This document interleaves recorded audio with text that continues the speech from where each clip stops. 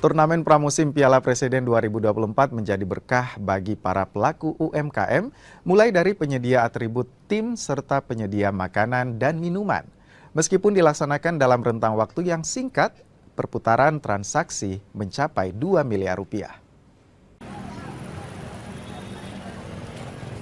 Dibuka langsung oleh Presiden Joko Widodo pada 19 Juli lalu di Stadion Sijalak Harupat Kabupaten Bandung, turnamen pramusim Piala Presiden 2024 kembali digelar di Bandung, Bali, dan puncaknya di Solo.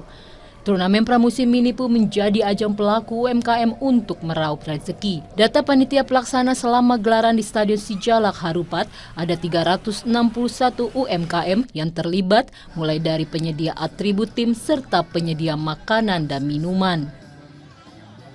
Alhamdulillah, masalah rame ya sambil berjalan, cuman bisa membantu masalah ekonomian dari kelas menengah, tempat disediain, jualan lancar, keamanan lancar.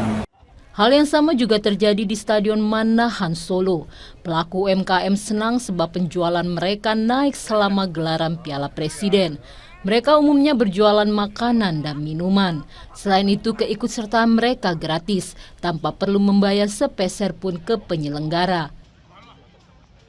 Langsung buka gratis, kita senang banget sama teman-teman UMKM, ucapin terima kasih PSSI, kita dikasih tempat untuk jualan untuk teman-teman UMKM, sangat membantu sekali. Mas, UMKM di sini gratis atau sewa, Mas? Gratis.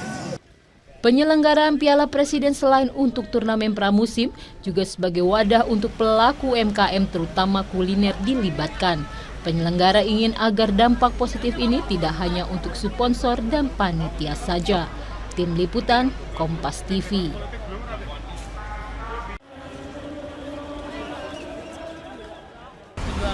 Kalau harganya dari aksesoris ini dari harga 5.000 sampai 15.000. Nah, kalau bendera dia dari harga 10.000 sampai 35.000. Nah, kalau umbul-umbul yang besar ini dia kisaran 20 sampai 30.000. 2024 ada 329 jiwa.